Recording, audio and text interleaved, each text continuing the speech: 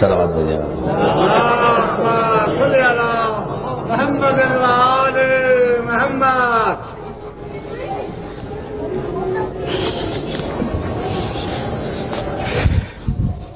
ذرا سے مجھے سانس لے لیں دے، ایک مرتبہ درود بھیج دیں محمد.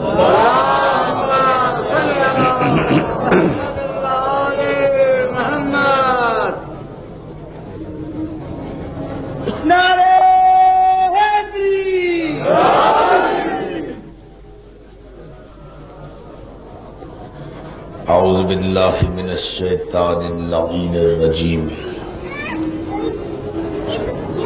بسم اللہ الرحمن الرحیم. الحمد للہ الذی ہدانا لہذا وما كنا لنهتدي لولا ان هدانا اللہ.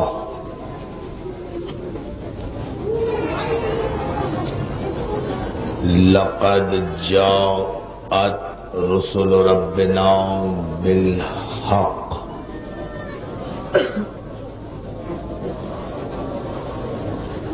والصلاة والسلام وتحیت والاکرام علی سید اسلم ما فی الوجود.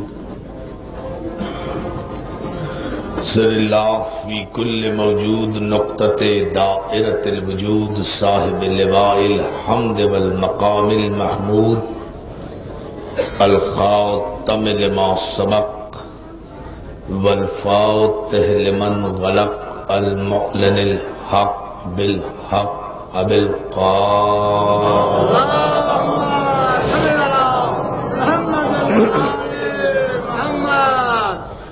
وآلہ الطیبین الطاہرین المعصومین المظلومین ولعنت اللہ علی اعدائہم اجمعین من یومنا ھذا الی یوم الدین. اما بعد فقد قال حق سبحانہ وتعالی فی محکم کتابہ الحکیم. صلوات بھیجے محمد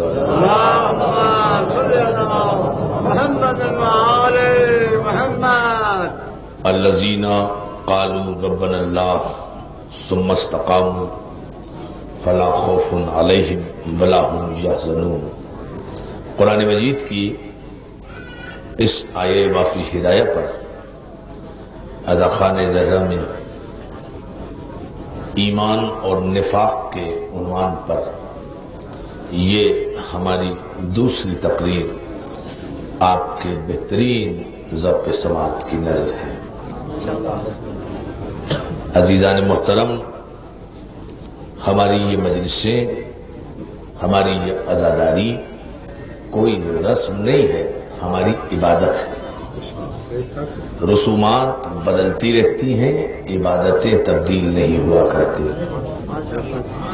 یہی وجہ ہے ان 1400 برسوں میں کتنی رسمیں آئیں، حسین سے ٹکرائیں اور دفن ہو گئیں. مگر حسین چونکہ ایک عبادت کا نام ہے، ایک حقیقت کا نام ہے، ایک اٹل اصول کا نام ہے، اس لیے حسین کل بھی تھا، حسین آج بھی ہے، حسین قیامت تک باقی رہے گا. میں آغاز میں اتنی بات ضرور کہوں گا ساری دنیا کے انسانوں سے کہ یہ مقام فخر کی بات ہے. کسی کو ہم سنا نہیں رہے، لیکن ہمارا اپنا چونکہ احساس فخر ہے، اس لیے ہم اس کا اظہار کر رہے ہیں کہ رات کے 12 بجے اس وقت ایسے عالم میں سڑکوں پر اس طرح بیٹھ کر کوئی بڑے سے بڑا بادشاہ بھی اگر اپنا دربار سجا دے تو ہم تسلیم کر لیں. ایک سامنے کی بات، بڑے سے بڑا بادشاہ، بڑے سے بڑا اقتدار والا، بڑے سے بڑا دولت والا ہزاروں لاکھوں مومنین کو اپنے اپنے گھروں سے نکال کر اس طرح سے سڑکوں پر باادب بٹھا کر دربار سجا دے تو ہم اس بادشاہ کو تسلیم کر لیں، ہم اس دولت مند کو تسلیم کر لیں۔ لیکن دوستو یہ حسین بادشاہ ہے کہ جسے ہماری نظروں سے اوجھل ہوئے 1400 برس ہو گئے ہیں، ہم نے حسین کو دیکھا نہیں ہے، مگر حسین ہمارے دلوں میں بس رہا ہے، حسین ہماری نس نس میں بس رہا ہے، حسین ہمارے رگ و ریشے میں بس رہا ہے، حسین ہمارے دل کی دھڑکنوں میں بس رہا ہے۔ یہی تو حسین کے ایک معجز نما ہونے کی دلیل ہے کہ حسین کے مقابلے میں تخت آئے لوٹ گئے، تاج آئے پلٹ گئے، حکمران آئے غارت ہو گئے، بادشاہ آئے دفن ہو گئے، خزانے آئے ختم ہو گئے، خطیب آئے مر گئے، منبر آئے ٹوٹ گئے، قلم آئے غارت ہو گئے، حدیثیں آئیں ختم ہو گئی، محدث آئے ختم ہو گئے۔ غم حسین کو مٹانے والے اپنی اپنی قبروں کے جہنم میں پہنچ گئے، مگر میرا حسین کل بھی حسین تھا، آج بھی حسین ہے اور قیامت تک حسین رہے گا۔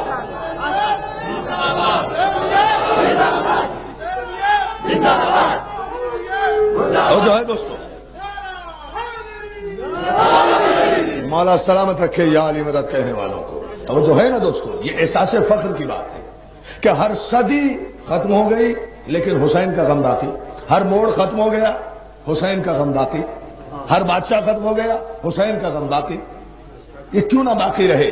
اس لیے کہ حسین نے بھی تو اسے باقی رکھا ہے جسے ہمیشہ باقی رہنا ہے۔ اللہ صلوات بھیجے نا محمد آل محمد۔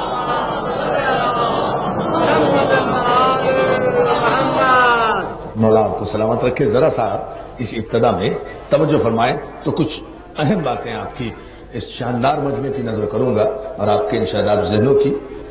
حسین کیوں نہ باقی رہے؟ حسین نے بھی تو اس کی بقا کے لیے اپنا سب کچھ قربان کر دیا جسے ہمیشہ باقی رہنا ہے۔ تو جس خدا کو ہمیشہ باقی رہنا ہے اس خدا کی یہ ذمہ داری ہے کہ جس نے مجھے باقی رکھنے کے لیے اپنا سب کچھ قربان کر دیا، خدا بھی اپنی ساری توانائیاں خرچ کر دیتا ہے اس حسین کو باقی رکھنے کے لیے، اس لیے کہ حل جزاء الاحسان الا الاحسان۔ صلوات میرے محمد والے محمد کا احسان کا بدلہ تو احسان ہے۔ بھائی دیکھیں، اگر چھوٹا کوئی نیکی کرے، اگر کوئی چھوٹا کسی بڑے کے ساتھ کوئی نیکی کرے، کوئی احسان کرے، تو بڑے کی بڑائی کا تقاضا یہ ہے کہ اس کی نیکی کا جزا اس سے 100 گنا بڑھا کر دے۔ یہ بڑے کی بڑائی کا تقاضا ہے۔ محمد و اہل بیت محمد نے اپنی زندگی کے ہر لمحے میں حسین سے لے کر حسن تک، حسن سے لے کر علی تک، علی سے لے کر فاطمہ تک، محمد و اہل بیت محمد نے اپنی زندگی کے ہر لمحے میں خدا کے ساتھ نیکی کی ہے۔ میں بڑی عجیب بات کہنے جا رہا ہوں، اس لیے بڑی سکون سے کہہ رہا ہوں، خدا کے ساتھ نیکی کی ہے۔ جو اس نے چاہا وہ انہوں نے کیا، اس کی مرضی کے بغیر انہوں نے زندگی میں ایک سانس بھی نہیں لی۔ اور پھر تقاضا کیا تھا کہ جب اس کی وحدانیت پر حرف آیا، جب اس کی توحید پر فرق آیا، جب اس کی احدیت پر آنچ آئی، تو محمد و آل محمد نے بھی اپنے پاس اپنا کچھ نہیں رکھا، جو کچھ بھی اس کا دیا ہوا تھا وہ سب اس کی راہ میں قربان کر دیا۔ تو اب عدل کا تقاضا کیا ہے دوستو؟ بس مجھے یہ آج کی مجلس میں عرض کرنا ہے، اور یہیں سے ایمان اور نفاق کا فیصلہ بھی ہوگا۔ آل محمد نے اپنی زندگی کا ایک ایک لمحہ اللہ کی توحید کی سربلندی میں بسر کیا، اور جب بھی کبھی وحدانیت پر کوئی وقت آیا، جب بھی کسی فرعون نے، نمرود نے، کسی شداد نے، کسی یزید نے، کسی دور میں کسی بادشاہ نے اگر اس کی توحید کو مسمار کرنے کی کوشش کی یا اس کی توحید سے ٹکرانے کی کوشش کی، تو آل محمد کا یہ طریقہ رہا ہے، میرے پہلے امام سے لے کر میرے 11ویں امام تک یہی طریقہ، یہی سلیقہ رہا ہے کہ ان کے پاس جو کچھ تھا وہ سب کچھ انہوں نے قربان کر دیا، انہیں قربان کر دیا، توحید کو بچا لیا۔ اپنے ساری عزیز ترین اشیاء کو قربان کر دیا، اپنی ساری قیمتی چیزوں کو اللہ کی راہ میں قربان کر دیا، اپنے پاس جو کچھ تھا وہ اسے دے دیا، تو دوستو اب وہ جو اعلیٰ کل شیء قدیر ہے، وہ جو حسین کا بھی رب ہے، وہ جو حسن کا بھی رب ہے، وہ جو علی کا بھی رب ہے، وہ جو فاطمہ کا بھی رب ہے، تو اس کے عدل کا تقاضا تو یہ ہے نا کہ اے آل محمد، تم نے میرے ساتھ جو نیکیاں کی ہیں وہ کی ہیں اپنی طاقت کے مطابق، میں اس نیکیوں کی جزا دوں گا اپنی لامحدود قدرتوں کے مطابق، تو پھر عدل کا تقاضا تو یہی ہوگا کہ جو تمہارے پاس تھا وہ تم نے سب کچھ میری راہ میں دے دیا، پھر جو میرے پاس ہے وہ میں نے سب کچھ تمہیں عطا کر دیا۔ حیدری بڑا سلامت رہے۔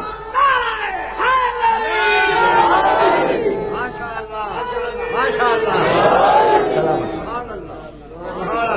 اتنی ہی بلند صلوات دے محمد علیہ محمد۔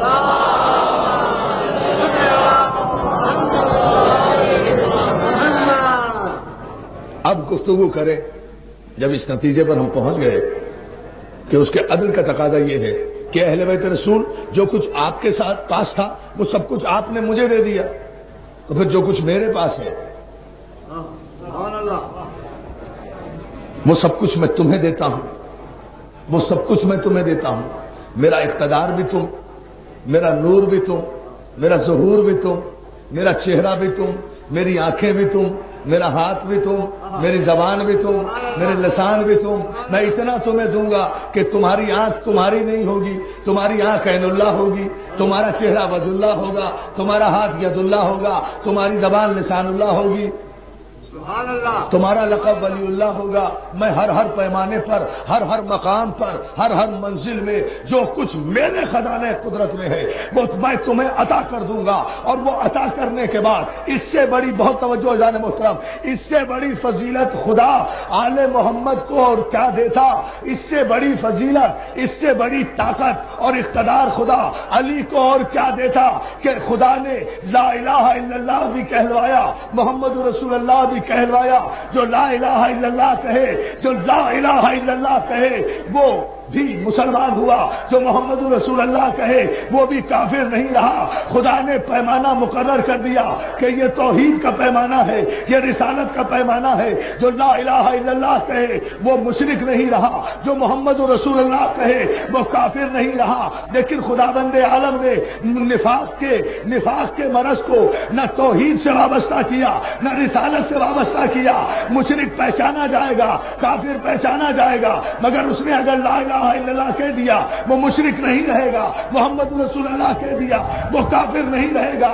لیکن کیسے پہچانا جائے کہ لا الہ الا اللہ اور محمد رسول اللہ کہنے والا مسلمان تو ہے لیکن منافق ہے یا مومن ہے، یہ کیسے پہچانا جائے؟ خدا نے کہا یہ نہ میرے ذریعے سے پہچانا جائے گا، نہ رسول تیرے ذریعے سے پہچانا جائے گا۔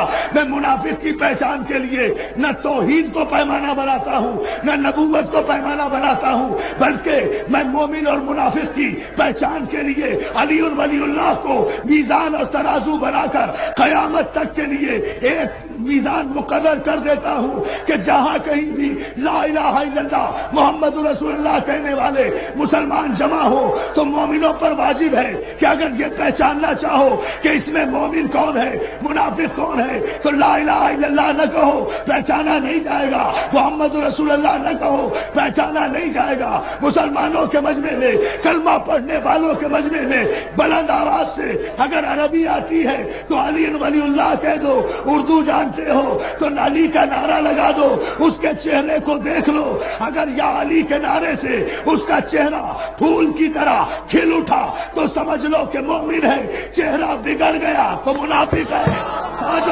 تاجو ایک پیمانہ ایمان۔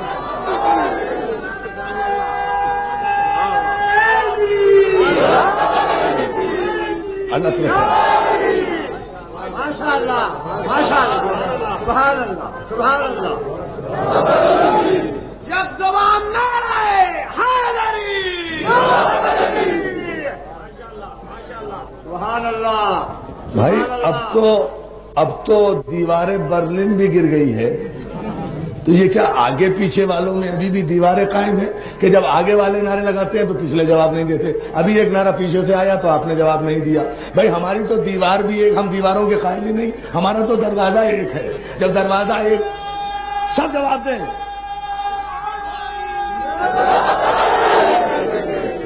اتنی بڑے سلوات دے رہے محمد والے محمد.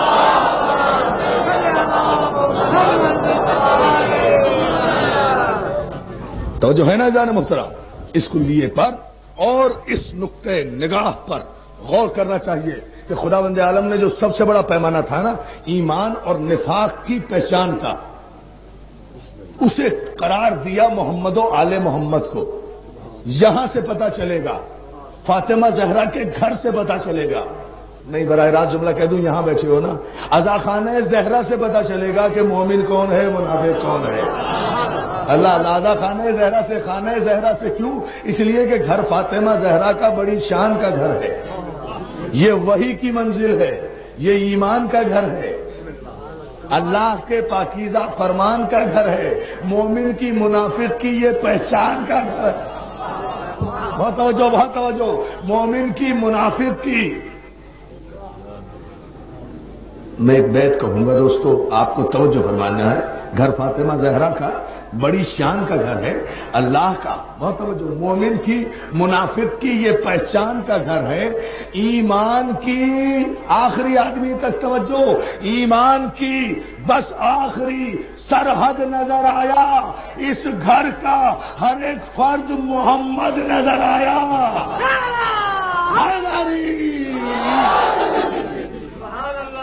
سلامت رکھے یار، سلامت بھی بھیجیں اسی طرح سے.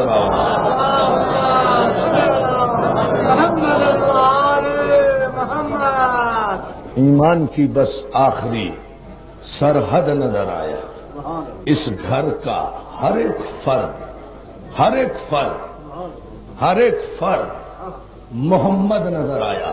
کیوں نظر آیا ہر فرد محمد؟ سویا تو محمد، جاگا تو محمد، اٹھا تو محمد، اول تو محمد، اوسط تو محمد، آخر تو محمد. اور صرف محمد نام کا نہیں، شکل میں محمد، صورت میں محمد، سیرت میں محمد، جلال میں محمد، جمال میں محمد، علم میں محمد، حلم میں محمد، صداقت میں محمد، طہارت میں محمد، سیادت میں محمد، نجابت میں محمد، ولایت میں محمد، امامت میں محمد، شہادت میں محمد، صداقت میں محمد، ظہور میں محمد، غیبت میں محمد. صلوات میں دے، صلوات میں دے بابا کے بلا سرکار زمانہ کیا یہ یہاں اس مسئلے کو حل کرے. یہ اتحاد محمدیت ہے کیوں؟ یہ شرف کسی اور خاندان میں تو نظر نہیں آتا، ہمارے اپنے خاندانوں میں نظر نہیں آتا. بیٹے کی شکل باپ سے نہیں ملتی، ایک بھائی کا مزاج دوسرے بھائی سے نہیں ملتا، ایک ہی باپ کی اولاد ہے. ایک ہی باپ کی اولاد ہے، ایک بھائی کا مزاج اور ہے، دوسرے بھائی کا مزاج اور ہے، بہن کا مزاج اور ہے، بیٹی کا مزاج اور ہے نا. ایک ہی خاندان کے ہیں، ایک ہی شجرہ ہے. لیکن اعتماد سے میں نہیں کہہ سکتا ماشاءاللہ میرے 4 بھائی ہیں، میں نہیں کہہ سکتا کہ میرا ہر بھائی عرفان اندر آبدی ہے، نہیں کہہ سکتا نا. آخر کیوں؟ ماں بھی ایک، باپ بھی ایک، سیادت بھی ایک، نجابت بھی ایک، طہارت بھی ایک، گھر بھی ایک، تربیت بھی ایک، آغوش تربیت بھی ایک. بھائی ایک بہت بڑا مسئلہ حل ہوگا اگر آپ نے غور کیا. سب کچھ ایک ہے، لیکن میں نہیں کہہ سکتا کہ میرے سارے بھائی مجھ جیسے ہیں. چیلنج نہیں کر سکتا میں کہ اٹھا کر دیکھ لینا کسی بھی دور میں کہ میرا ہر بیٹا محمد ہوگا. یہ شرف پیغمبر اسلام کو حاصل ہے. میں تو اپنے حاضر ماشاءاللہ زندہ بھائیوں کے لیے یہ دعویٰ نہیں کر سکتا کہ میرا ہر بھائی عرفان حیدر آبادی ہوگا. یہ پیغمبر اسلام کا علم مستقبل اور اعتماد ہے کہ قیامت تک کی اپنی اولاد کی ضمانت دے کر جا رہے ہیں. اٹھا کر دیکھ لینا میرا ہر بیٹا محمد ہوگا، جو ابھی دنیا میں نہیں بھی آئے. بھئی یہ کوئی مشکل مسئلہ ہے جو آپ نے توجہ نہیں فرمائی؟ ذرا غور فرمائیں اس پر. میں اسی لیے بہت انتہائی سادہ گفتگو یہاں کرتا ہوں، انتہائی آسان، تاکہ میرے تمام نوجوان دوستوں کے ذہنوں میں بات اتر جائے. اس لیے مگر آپ کو توجہ تو آپ ہی کو فرمانا ہے نا. دیکھیں میں اپنے عزیز کے لیے، میں اپنے بھائی کے لیے یہ نہیں کہہ سکتا کہ میرا بھائی عرفان حیدر آبادی ہوگا. اور آج تک کسی قبیلے نے، کسی خاندان نے عرب کے یہ دعویٰ کیا کہ میرا ہر بھائی مجھ جیسا ہوگا، میرا ہر بیٹا مجھ جیسا ہوگا، یہ شرف صرف پیغمبر اسلام کے خاندان کو حاصل ہے، یہ شرف صرف خاتون جنت کے خاندان کو حاصل ہے، جہاں کہا گیا ہمارا اول بھی محمد ہوگا، ہمارا اوسط بھی محمد ہوگا، ہمارا آخر بھی محمد ہوگا۔ دوستو بات علمی ہے، میں اسے کوئی خطابت کا زیور نہیں پہنا سکتا، سمجھنا آپ ہی کو ہے، میں سمجھا سکا تو میری خوش قسمتی ہوگی۔ عزیزان محترم، مسئلہ یہ ہے کہ آل محمد کے علاوہ کوئی اور یہ دعویٰ کر بھی نہیں سکتا، اس لیے کہ ہم لوگ پیدا ہوتے ہیں ماں باپ کے ذریعے سے، ہم لوگ پیدا ہوتے ہیں آگ ہوا مٹی پانی کے ذریعے سے۔ محمد و آل محمد چونکہ اللہ کے ایک ہی نور سے پیدا ہوئے ہیں۔ اللہ اللہ اللہ صلوات بھیجے نا محمد و آل محمد کا۔ مسئلہ یہ تھا، ایک مرتبہ درود بھیج دیں بابا۔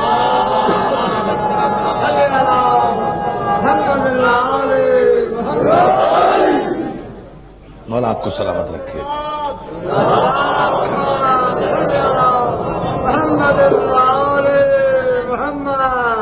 محمد و آل محمد چونکہ اللہ کے نور سے پیدا ہوئے ہیں، اور نور ہے وہ وحدہ لا شریک کا نور، ملاوٹ اس میں کوئی نہیں، نہ آب کی، نہ ہوا کی، نہ مٹی کی، نہ پانی کی، نہ جغرافیے کی، نہ نسل کی۔ توجہ توجہ ادارے محترم، ہمارے بھائیوں کے مزاج تو ملتے ہیں آب و ہوا سے، آب و غذا سے، جغرافیے سے، زمین کے رہن سہن سے، اپنے اپنے گھر کے ماحول سے مزاج بنتے ہیں، لیکن مزاج آل محمد میں فرق اس لیے نہیں آ سکتا کہ وہ وحدہ لا شریک کے نور سے پیدا ہوئے ہیں، نور سے پیدا ہوئے ہیں، اس لیے جو پہلے نے کہا وہی دوسرے نے کہا، جو دوسرے نے کہا وہی تیسرے نے کہا۔ یہی بات تو ہم مقام فخر پہ کہتے ہیں، بڑے نعرے لگاتے ہو، شریعت لائیں گے، اسلام لائیں گے، شرعی قانون لائیں گے، شریعت بل لائیں گے۔ کہاں سے لاؤ گے شریعت بل؟ کیسے لاؤ گے شریعت بل؟ تمہارا شریعت کا بل کے ذریعے لانا ہی اس بات کی دلیل ہے کہ تم قیامت تک بھی شریعت نہیں لا سکتے، اس لیے کہ تمہیں جب یہی پتا نہیں کہ شریعت بل کے ذریعے نہیں آتی، شریعت دل کے ذریعے آتی ہے۔ توجہ تھا، ہائے ہائے صلوات بھیجے بابا سے بلند محمد علیہ محمد، تم لاؤ گے شریعت۔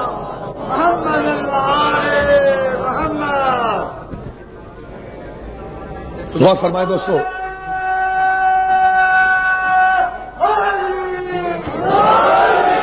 ایک بہت بڑا فیصلہ عزیزان محترم، کہاں سے لاؤ گے شریعت، کہاں سے لاؤ گے قانون، کیسے بناؤ گے قانون؟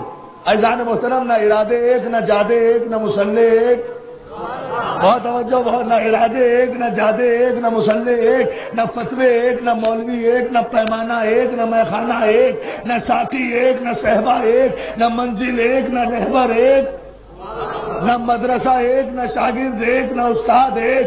ایک دوسرے کی تردید کرتا ہے، دوسرا تیسرے کی تردید کرتا ہے، تیسرا چوتھے کی تردید کرتا ہے۔ عزیزان محترم، یہ فخر بھی تو ہم اہل بیت کے ماننے والوں کو حاصل ہے۔ دنیا دیکھے، شریعت کی باتیں کرتے ہو، خدا کی قسم میرا دعویٰ ہے قیامت تک کوئی شریعت نہیں آ سکتی۔ اخباروں کے ذریعے سے، بیانات کے ذریعے سے شریعتیں نہیں آیا کرتی۔ ہمیں یقین ہے نا، آپ شریعت لا ہی نہیں سکتے، اس لیے کہ بیس ہی نہیں ہے، بنیاد ہی نہیں ہے آپ کے پاس شریعت کی۔ ارے دنیا کے چار امام، امام شافعی، امام مالک، امام حنبل، امام اعظم، چاروں امام محترم، چاروں واجب الاحترام، سب کا ہم احترام کرتے ہیں، سب کی ہم عزت کرتے ہیں، لیکن عزیزان محترم اتنی بات تو ہے کہ دنیا کے چاروں امام، چاروں ایک دوسرے کی تردید کرتے ہیں۔ امام اعظم امام مالک کی بات نہیں مانتے، امام مالک شافعی کی بات نہیں مانتے، شافعی حنبل کی بات نہیں مانتے، تو دنیا والوں تم شریعت لاؤ گے کیسے؟ شریعت تو ہم لائیں گے، اس لیے کہ دنیا کے چار امام، چار فقہ، میرے 12 امام، ایک فقہ، ایک فقہ۔ اوئے ہوئے ہوئے ہوئے، یا علی یا علی، مل کر اور جو ہے نا دوست،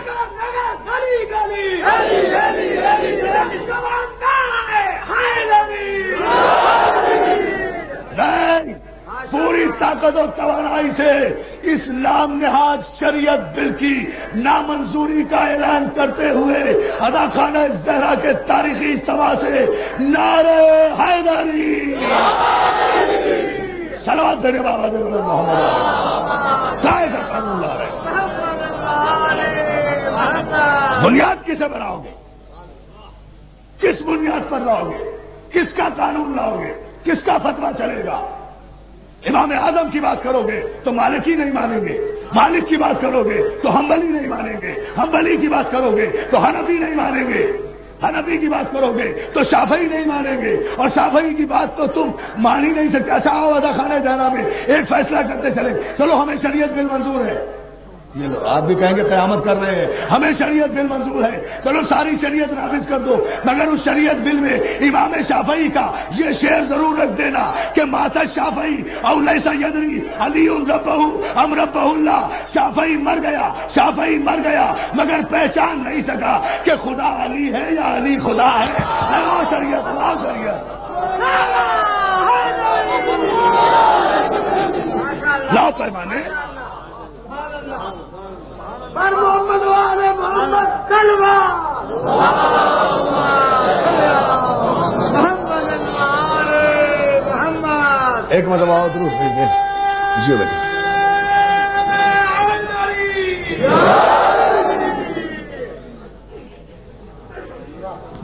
الحمدللہ ہمارے 12 امام ایک فقہ، جو پہلے نے کہا وہ دوسرے نے کہا، بلکہ ہمارا فقہ دیا گیا عصمت و طہارت و امامت کی 6ٹھی منزل پر، لیکن اتحاد نور یہ ہے کہ نہ پہلے 5 اماموں نے تردید کی،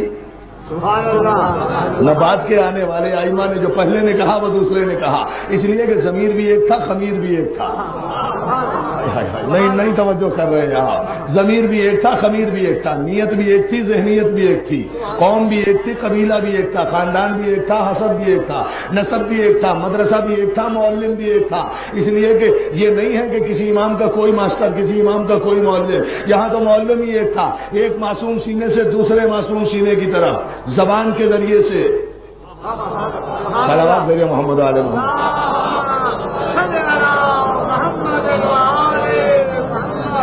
ایک معصوم سینے سے دوسرے معصوم سینے کی طرف علم لدنی منتقل ہوا ہے۔ عزیزان محترم، یاد رکھو اس صداخانہ زہرا میں اور اس کی تاریخی مجلس سے ماشاءاللہ اس وقت یہ ہو رہی ہے، تا حد نظر مومنین کا مجمع ہے۔ مولا سلامت رکھے اس عظیم الشان اجتماع کو، مولا کی عزاداری کو یہ پیغام پہنچانا ضروری سمجھتا ہوں کہ مسلمانوں کو جتنا بھی نقصان پہنچا ہے، اسلام کو جتنا بھی نقصان پہنچا ہے، اسلام کو کافروں سے نقصان نہیں پہنچا، اسلام کو مشرکوں سے نقصان نہیں پہنچا، اسلام کو یہودیوں سے نقصان نہیں پہنچا، اسلام کو ہندوؤں سے نقصان نہیں پہنچا، اسلام کو جتنا بھی نقصان پہنچا ہے وہ منافقوں سے نقصان پہنچا ہے۔ منافقوں نے نقصان پہنچایا ہے، یہ حقیقت تسلیم کرنا پڑے گی، اس لیے کہ یہودی آپ کی صف میں آ نہیں سکتا جب تک وہ منافق نہ بنے۔ صلوات بھیجے محمد علیہ۔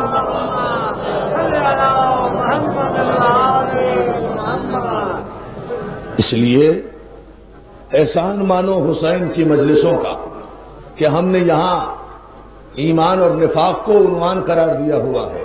یہ مسلمانوں کی ضد میں نہیں ہے، محبت میں ہے۔ ہم چاہتے ہیں کہ ملت مسلمہ منافقوں سے محتاط ہو، پہچانے، اس لیے کہ اسلام کو نقصان نہیں، ایک جملہ سنے، مسلمانوں کو نقصان منافقوں سے ہوا ہے۔ ہم شیعان حیدر کرار کو کوئی نقصان نہیں ہوا، اس لیے کہ ہمیں منافق کو پہچاننا آتا ہے۔ یہ آتا ہے، یہ دیکھو میرے بھائی نے ثابت کر دیا، آتا ہے نا، آتا ہے نا، صلوات بھیجیں ہمارے نہیں ہے۔ ہمیں کوئی نقصان نہیں، ہمارے یہاں منافقت ہے ہی نہیں، یہی تو مذہب شیعہ کی ایک معراج ہے، ہمارے یہاں منافقت نہیں ہے۔ جو علی کا ماننے والا ہے وہ کم از کم منافق نہیں ہو سکتا، یہ طے ہے۔ یا علی تیرا احسان، میرے مولا تیرا کرم کہ اپنے آستانے سے ہمیں وابستہ کر کے کم از کم منافق جیسے گھٹیا لقب سے تو محفوظ کر دیا۔ کم از کم علی کا ماننے والا منافق نہیں ہو سکتا، اس لیے کہ میں نے کل قرآن مجید کی آیات کے حوالے دے کر کہا تھا کہ منافق کی پہچان یہ ہے، منافق کی شناخت یہ ہے کہ وہ مومنوں کی محفل میں آ کر بیٹھتا ہے، ان جیسی باتیں کرتا ہے، ان جیسے مشورے کرتا ہے، بلکہ وہی بات کہتا ہے جو ان کے ساتھ بیٹھنے والا چاہتا ہے. اس جملے کو سنے دوستو. اسی لیے قرآن نے پیغمبر اسلام کو متنبہ کیا، بتایا میرے حبیب ان سے ہوشیار رہنا، یہ جو تمہاری بزم میں آ کر بیٹھتے ہیں اور کہتے ہیں اللہ پر ایمان لائے، یوم آخرت پر ایمان لائے، ما ہم بمومنین، یہ مومن نہیں ہے، یہ دھوکے باز ہے، ان کے دھوکے سے ہوشیار رہنا. یہ بزم رسالت میں آ کر بھی مومن نہیں ہے، یہ کلمہ پڑھ کر بھی مومن نہیں ہے. اس لیے کہ یہ وہ ہیں کہ جب ان سے کہا جاتا ہے کہ زمین میں فساد نہ پھیلاؤ، جب ان سے کہا جاتا ہے کہ زمین میں فتنہ و فساد کے نظریات کا پرچار نہ کرو، تو یہ کہتے ہیں انما نحن مصلحون، ہم تو اصلاح کرنے والے ہیں، ہم فساد کرنے کے لیے تو نہیں آئے. تو یاد رکھو منافق کی پہچان قرآن نے بتائی ہے کہ منافق جب بھی فساد کرے گا تو اصلاح کے نام پر کرے گا. صلوات بھیجے محمد آل محمد.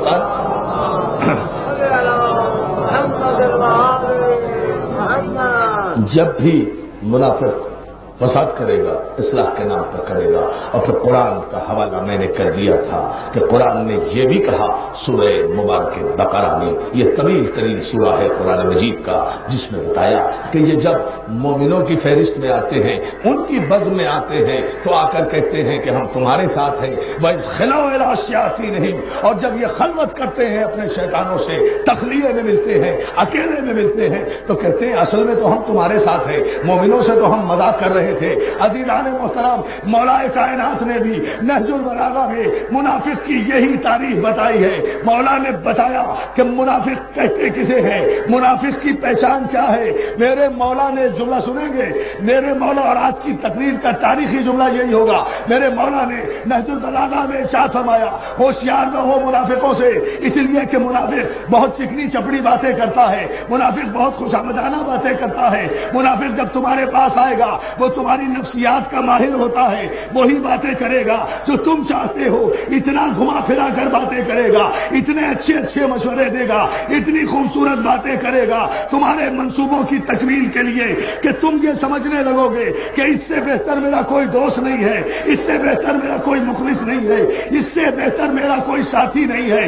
تم اس کی باتوں میں آ جاؤ گے. یعنی میرے مولا نے منافق کی پہچان یہ بتائی ہے کہ وہ اس انداز سے باتیں کرتا ہے، اس انداز سے سب مومنین میں داخل ہوتا ہے کہ شریف آدمی اس پر یقین کر لیتا ہے، یقین کر لیتا ہے. اور سارے مجمع کی توجہ میرے مولا نے خطاب کرتے ہوئے کہا، اور اس سے بڑی دلیل منافق کی کامیابی کی کیا ہوگی کہ منافقین نے تمہیں اس درجہ اپنا ہمنوا بنا دیا ہے، تمہاری آنکھوں پر منافقوں نے اتنے پردے ڈال دیے ہیں کہ تم علی اور معاویہ میں تمیز نہیں کر رہے. توجہ ہے نا جانا محترم، اندازہ فرما. بلند ترین صلوات میرے محمد والے محمد.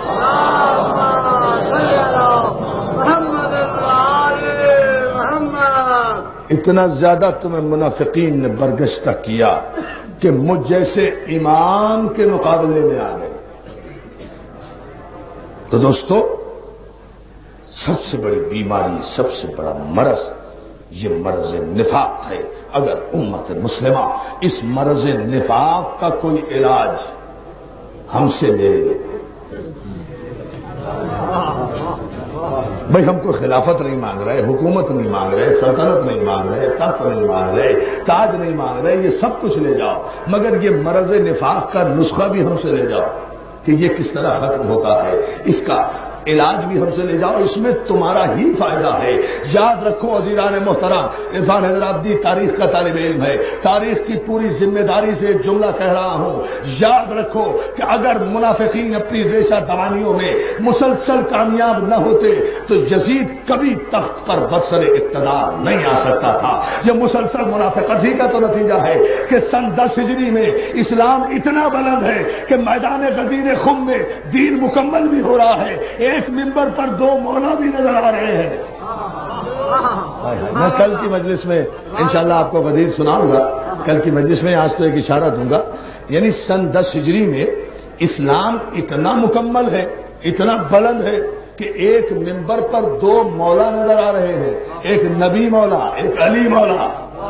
دو معصوم نظر آ رہے ہیں، ایک نبی معصوم، ایک علی معصوم، دو مولا نظر آ رہے ہیں، ایک نبی مولا۔ اور جملہ سنو گے مولیہ نے حضرت کرا، تحفہ دے رہا ہوں تمہیں جملہ۔ تاریخ کی آنکھوں نے سن 10 ہجری سے لے کر آج 1411 ہجری ہے، پورے 1400 برس ہو گئے۔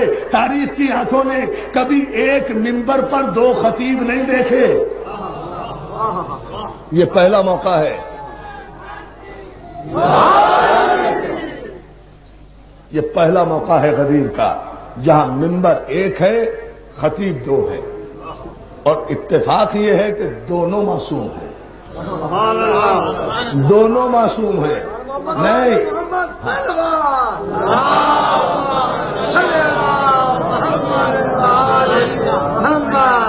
ایسا منبر بھی کسی نے نہیں دیکھا، ایسا خطیب بھی کسی نے نہیں دیکھا۔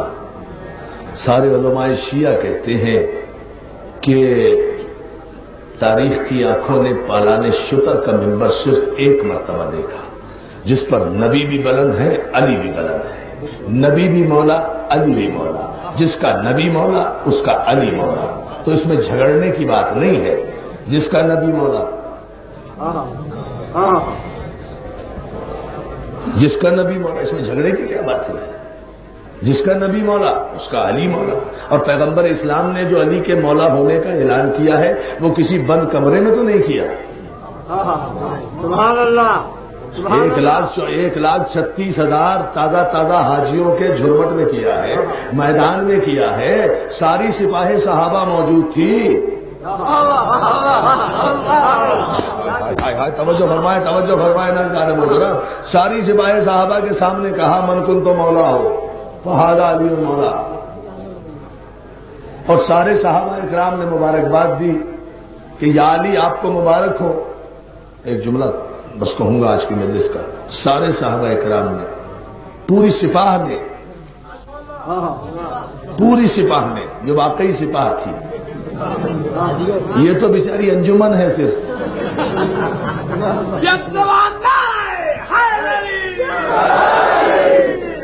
اب بتائیں اگر ہم انجمن سے بھی گھبرانے لگے تو ہم نے کر لی اداداری۔ ہم تو سپاہ صحابہ کی بات کر رہے ہیں، انجمن الگ ہے۔ توجہ ہے، ساری سپاہ صحابہ نے بیک زبان ہو کر مبارکباد دی، اور اس سپاہ صحابہ کے جو سردار تھے، ساری تاریخوں میں صحیح بخاری سے لے کر شبلی نعمانی تک سب نے لکھا ہے کہ انہوں نے علی کے ہاتھوں کو بوسہ دے کر کہا یا علی مبارک ہو کہ آج سے آپ ہر مومن اور ہر مومنہ کے مولا ہیں۔ سبحان اللہ، سبحان اللہ۔ نہ ایسے نہیں، دیکھیے میں بتاؤں، دیکھیے اس میں خاموشی کی بات نہیں ہے کوئی، اس لیے کہ ہمارا مذہب جو ہے وہ ضد کا مذہب تو ہے نہیں، علم کا مذہب ہے۔ ہم یہ نہیں دیکھتے کہ کون کہہ رہا ہے، ہم یہ دیکھتے ہیں کہ کیا کہہ رہا ہے۔ اس لیے آپ یہ نہیں دیکھیں کہ کون کہہ رہا ہے، یہ دیکھیں کہ کہہ کیا رہا ہے، اس پر دلیل دیکھیں۔ اچھی بات کوئی بھی کہے ہم اسے قبول کرتے ہیں، یہ ہمارے مذہب کی اعلیٰ ظرفی ہے۔ آخری آدمی تک توجہ، اور گلیوں کوچوں میں جہاں جہاں تک عزاداران حسین بیٹھے ہیں، آج کی مجلس کا یہ تاریخی جملہ سن لے، فیصلہ یہی ہوگا۔ ساری سپاہ صحابہ نے مل کر علی کو مبارکباد دی ہے، اور ان کے سردار نے کہا یا علی مبارک ہو کہ آج سے آپ ہر مومن اور ہر مومنہ کے، ہر مومن اور ہر مومنہ کے مولا بن گئے۔ تو یہ مبارکباد نہیں ہے، یہ اتنے جلیل القدر صحابی کا فتویٰ ہے، قیامت تک کے مسلمانوں کے لیے فتویٰ ہے کہ آج سے آپ ہر مومن ہر مومنہ کے مولا بن گئے۔ اے علی کے مولا ہونے کا انکار کرنے والوں، نہ علی کے رہے نہ صحابی کے رہے، اس لیے کہ صحابی نے تو فتویٰ دے دیا کہ جو بھی مومن ہوگا اس کا مولا علی ہے۔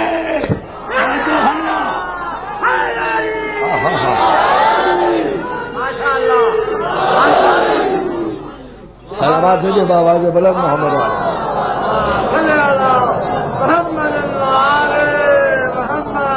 سب مل کر بولو، سب مل کر بولو، پیار سے بولو، اونچا جان سے بولو، ایمان سے بولو، قرآن سے بولو، حیدر صفدر حیدر صفدر نعرے کا گوہر جگوان نعرہ حیدری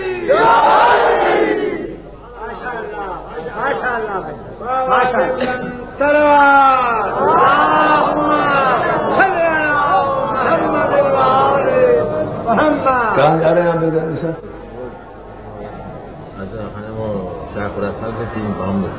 کوئی بات نہیں، میں سن لیا، بیٹھے. جس کا علی مولا، جس کا نبی مولا، اس کا علی جو ہے نا. جان محترم مولا سلامت رکھے، ہم ان کی پرواہ نہیں کرتے، ان باتوں کی کہاں پرواہ کرتے ہیں. عزیزان محترم، حسین والوں کو تو لطف بھی اس میں آتا ہے جب یزیدیت ذرا اپنے پرپرزے نکالے. ہمیں کب سکون میں عزاداری میں لطف آتا ہے؟ ہمیں بھی تو لطف اسی وقت آتا ہے جب یزیدیت ابھر کر سامنے آئے. پھر ہم بتاتے ہیں کہ حسینیت کیا ہے، پھر ہم بتاتے ہیں کہ حسین کسے کہتے ہیں. عزیزان محترم، حسین تو نام ہے اس قوت پروردگار کا جو قاتل کے سینے پر گھٹنا ٹیک کر اعلان کرتا ہے کہ اقرار کر کہ میرا نانا برحق تھا، برحق ہے، برحق رہے گا. حسین تو اپنی شرع حیات پر اس وقت تک قاتل کا خنجر نہیں چلنے دیتا جب تک قاتل سے اقرار نہ لے لے کہ حقا کے بلا لا الہ حسن حسین. حسین کسی مجبور کا نام تو نہیں ہے. تو حسین کی شہادت مجبوری نہیں ہے، اختیاری ہے. مجبور شہید سیاسی شہید ہوتا ہے.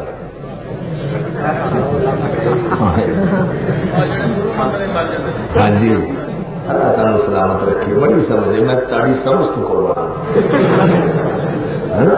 وہ جڑے اتنے مر جاتے ہیں. گل سنو، جو میں کہہ رہا کوئی مجبور قسم کا شہید نہیں ہے. حسین با اختیار شہید ہے، تنہا کھڑا ہے سینکڑوں تیغوں کے درمیان، حالانکہ لفظ کن پہ اسے اختیار ہے. حسین کو سلام اس لیے کرتا ہوں کہ مالک کن ہے، اور پھر کہہ رہا ہے میرے اصغر کے تیر لگ جائے. پھر برداشت کرتا ہے، پھر برداشت کرتا ہے میرے قاسم کا لاشا پامال ہو جائے. پھر برداشت کرتا ہے کہ میرے اور محمد خوب میں نہا جانے. دوستو، آج 2 محرم ہے. حسین مدینے سے روانہ ہو چکے، نانا کی قبر چھوڑ چکے، ماں کی قبر چھوڑ چکے، جدا ہو گئے نانا کی قبر سے، رخصت ہو گئے ماں کے مزار سے. چلتے چلتے اتنا کہا، اماں دعا کرنا کہ امتحان میں ثابت قدم رہوں. اماں دعا کرنا کہ جب اکبر کے سینے سے بچی نکالوں تو حسین آنکھوں کو پٹی نہ باندھے. اماں دعا کرنا کہ جب عباس کے کٹے ہوئے بازوؤں کو اپنے سینے سے لگاؤں تو حسین کے پیروں میں لرزش نہ آئے. اماں زہرا دعا کرنا کہ جب قاسم کی لاش کے ٹکڑوں کو قرآن کے پاروں کی طرح اپنی ابا میں جمع کر کے سینے سے لگا کر لاؤں تو حسین کے دل کے ٹکڑے نہ ہو. اماں دعا کرنا اس وقت جب 6 مہینے کے بچے کو اپنے ہاتھ سے قبر کھود کر دفناؤں، حسین کے صدر میں کوئی کمی نہ آئے. ہزاروں جملہ سن سکتے ہو. یہ کہہ رہے تھے حسین قبر زہرا پر کہ ایک مرتبہ آواز بطول آئی، حسین میں نے تجھے چکیاں پیس پیس کے پایا. ہزاروں سن لیا آپ نے جملہ.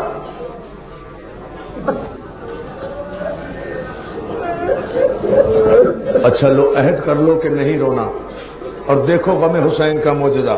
عزا خانہ زہرا میں بیٹھو اور آنسو نہ آئے. اور جملہ سنو، عزا خانہ زہرا میں کیا زہرا نہیں آئی ہوگی؟ کہ زہرا کی اجڑی ہوئی وہ بیٹی زینب نہیں آئی ہوگی جسے کربلا سے شام تک 1400 میل کے سفر میں ہر بازار سے، ہر چوراہے سے، ہر مسلمان سے رسول کے نام پر ایک چادر کا سوال کرتی چلی گئی، مسلمانوں میں تمہارے رسول کی بیٹی ہوں. وہ بیوی بھی آئی ہوگی، وہ 4 برس کی معصومہ بھی آئی ہوگی، جس کے کان بھی زخمی ہے، جس کے کرتے کا دامن بھی جلا ہوا ہے۔ عزادارو، اگر ان سب کو پرسہ دینا ہے تو پھر میرا جملہ ضرور سن لینا۔ حسین، میں نے تجھے چکیاں پیس پیس کے پالا ہے، میرے لال تو کیا سمجھتا ہے تو مدینہ چھوڑے گا میں قبر میں رہوں گی؟ حسین، تو مدینہ چھوڑے گا میں قبر چھوڑوں گی، تو مکے پہنچے گا میں مکے پہنچوں گی، تو کربلا پہنچے گا میں کربلا پہنچوں گی، مگر حسین ہر جگہ میں تیرے ساتھ جاؤں گی، مگر ایک جگہ ایسی ہے جہاں میں تجھ سے پہلے جاؤں گی۔ حسین، تو کوفے نہیں جائے گا، مگر میں کوفے اس وقت جاؤں گی جب میرا مسلم قلعے کی فصیل سے جلاد کی ضربت کھانے کے بعد جزاک اللہ مولا تمہیں سلامت رکھے۔ بس ہو گئی مجلس عزادار، آ گئے آنسو، یہی کافی ہے رونے کے لیے۔ اجڑ گئی بطول کی بیٹیاں۔ عزاداروں، باہر نکلے، ماں کی قبر سے باہر آئے، قافلہ روانہ ہوا۔ فرمائش کی ہے مجھ سے میرے ایک نوجوان نے، ایک جملہ کہہ کے آگے بڑھ جاؤں گا، تفصیل نہیں پڑھوں گا اس لیے کہ مجھے مصائب آگے پڑھنا ہے۔ عزاداروں، قافلہ روانہ ہو گیا نا تو ایک مرتبہ عباس نے آواز دی، مولا حسین قافلہ روکیے، صغرا دیہڑی سے باہر آ گئی، اب تم جانو اور فاطمہ صغرا جانے، اب تم جانو اور بیمار جانے، عزاداروں اب تم جانو اور انتظار کرنے والی جانے۔ میں نے تو جملہ کہہ دیا، آقا قافلہ روکو، صغرا ڈیہڑی سے باہر نکل آئی، قافلہ رکا، محملیں اتاری گئیں، اونٹ بٹھائے گئے، حسین گھوڑے سے اترے، اپنی چاند سی بیٹی کے پاس آئے، آ کر کہتے صغرا ہم نے تو تمہیں سمجھا دیا تھا گھر سے باہر نہ آنا، ہم اکبر کو لینے ضرور بھیجیں گے۔ صغرا کہتی ہے بابا میں جانے کے لیے نہیں آئی، بابا ایک مرتبہ مجھے علی اصغر سے ملا دو۔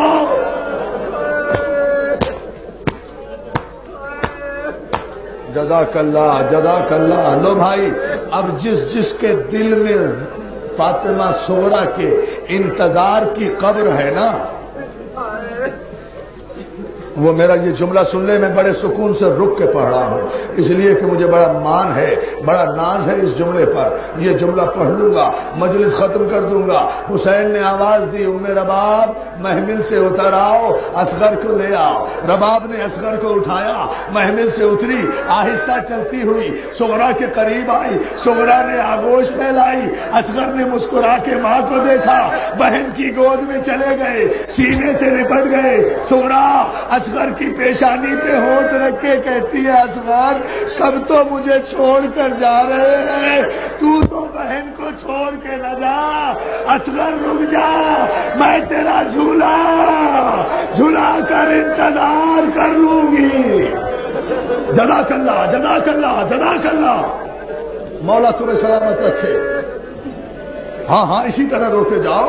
عزاداروں تم پہ رونے کی کوئی پابندی نہیں ہے، خاموش نہ ہو، تھکے نہ رو، یہی رونے کا وقت ہے، یہی رات کا وقت ہے، اسی میں روتے روتے دعا مانگ لینا۔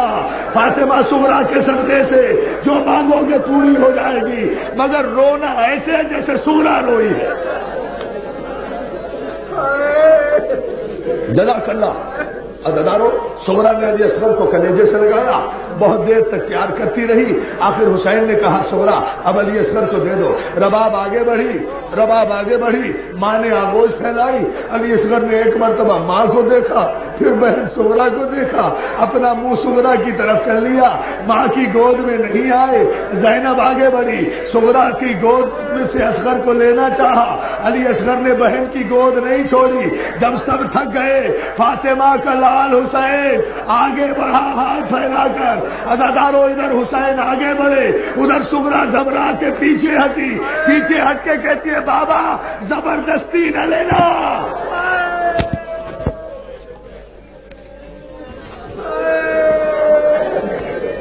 جزاک اللہ، کیا خوبصورت انداز میں رو رہے ہو۔ مولا تمہاری دعائیں قبول کرے. اسی طرح ماتم کر لینا اداروں. میں مجلس ختم کر رہا ہوں. آخری جملہ ہے بابا اگر اصغر اپنی خوشی سے آ جائے تو اصغر کو لے جاؤ, زبردستی نہ لینا. حسین نے کہا نہیں سنا, زبردستی نہیں لوں گا. مجھے اصغر سے ایک بات کہنے دے. حسین قریب آئے, اصغر کے کان میں کچھ کہا. مجھے کیا پتا کہ حسین نے کیا کہا. اصغر نے ایک مرتبہ بہن کو دیکھا جیسے آنکھوں سے کہہ رہے ہو بہن خدا حافظ, ہاتھ پھیلائے, باپ کی گود میں آ گئے, سغرا کے ہاتھ پھیلے رہے. اصغر چلا گیا, سغرا دیکھتی رہی. ہائے اصغر, ہائے سغرا. ماتم حسین.